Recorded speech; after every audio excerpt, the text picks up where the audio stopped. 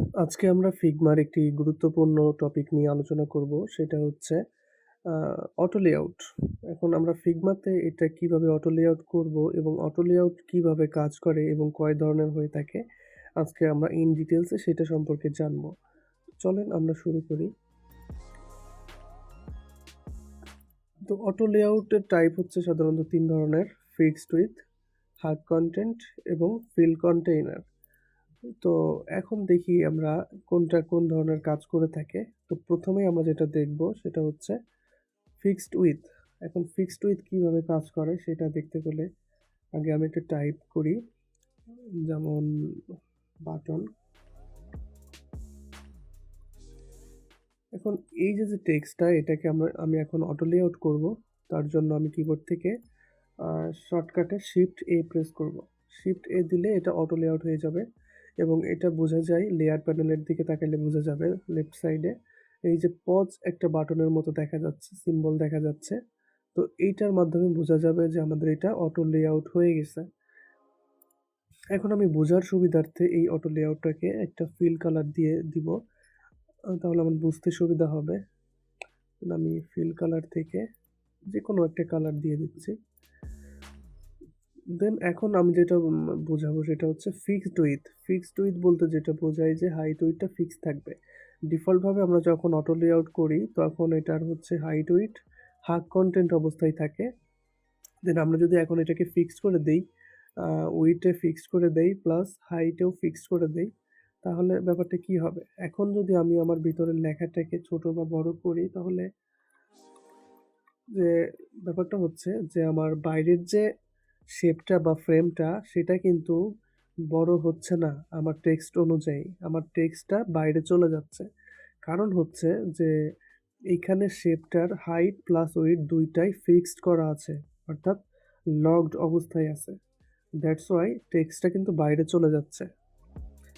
তো এইটাই হচ্ছে মূলত ফিক্সড উইথ এর ব্যাপারটা, যে হাইট উইডথ ফিক্সড থাকবে।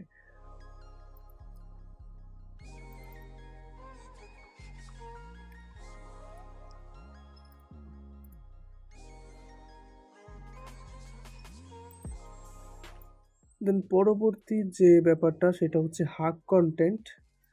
তো হাগ কন্টেন্ট বলতে আমরা যেটা বুঝি, আচ্ছা আমরা অটো লেআউট থেকে এটা হাগ কন্টেন্ট করে দেই।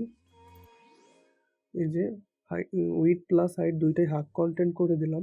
এখন কি হবে? আমরা ডিফল্টভাবে যদি কোনো একটা অটো লেআউট করি সেটা কিন্তু হাইট উইথ হাগ অবস্থায় থাকে, হাগ কন্টেন্ট অবস্থায় থাকে।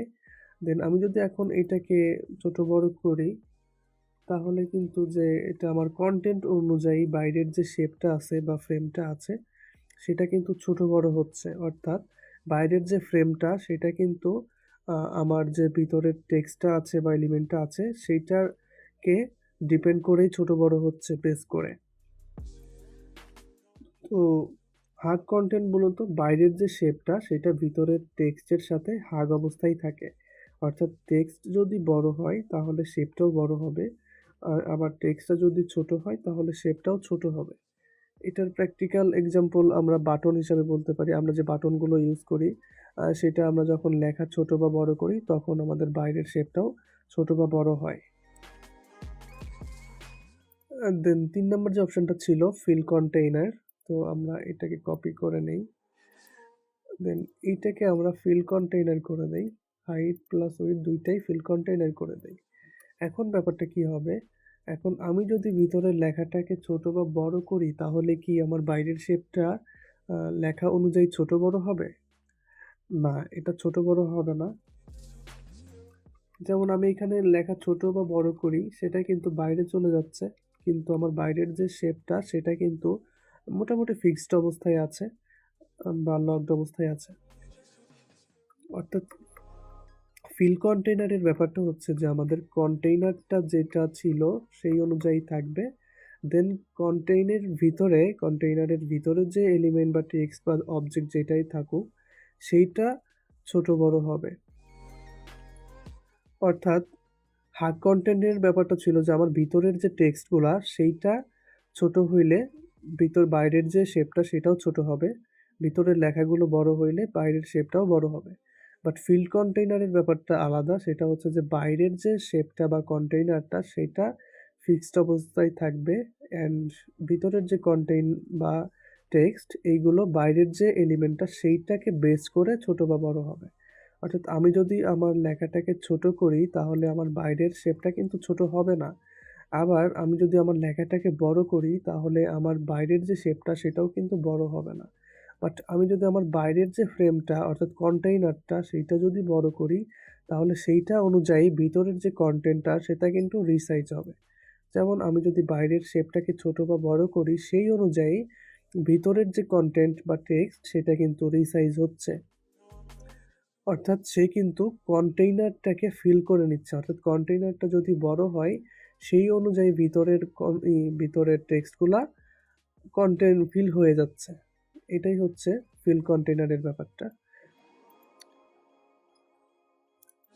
এখন আমরা দেখব যে একাধিক অটো লেআউট মানে একটা অটো লেআউটের ভিতরে একাধিক অটো লেআউট কিভাবে ইউজ করা যায়। সেটাকে বলা হয় নেস্টেড অটো লেআউট। তো আমরা এখন সেটা দেখব। আমি এখান থেকে একটা জাস্ট কপি করে নিচ্ছি।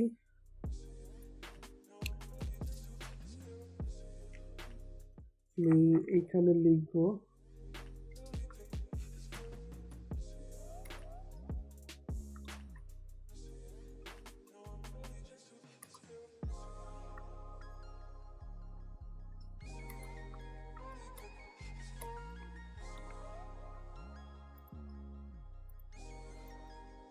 আমি এগুলো একটু পরেই বোঝাচ্ছি।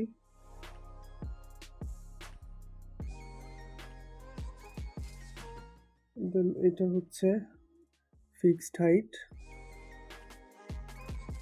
উইডথটাকে ফিল্ড করে দিব।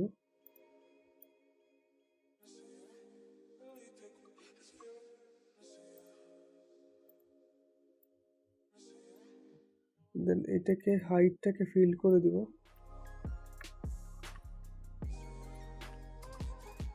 আর উইডথটাকে ফিক্সড করে দিব।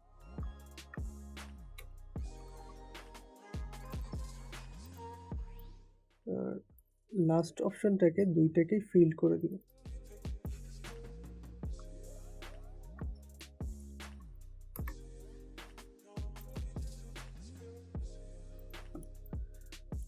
অর্থাৎ এখানে আমার চারটা এলিমেন্ট আছে, চারটাই আলাদা আলাদা অটো লেআউট করা আছে।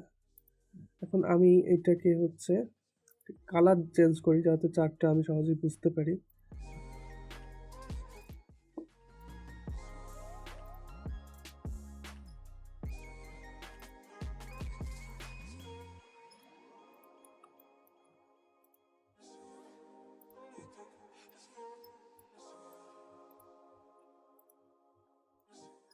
এখন এই যে আমার চারটা অটো লেআউট, আমি এই চারটাকে ধরে আমি একটা প্যারেন্ট অটো লেআউট তৈরি করব।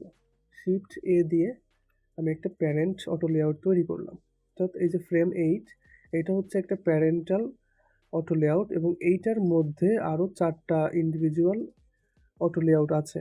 এখন এইগুলো কিভাবে কাজ করবে, তো আমি প্রথম যে আমার অটো লেআউটটা এটার হাইট প্লাস উইডথ দুইটাই আমি ফিক্সড করে দিই। তো আমি এখান থেকে দুইটাকেই হাইট উইডথ আমি ফিক্সড করে দিলাম।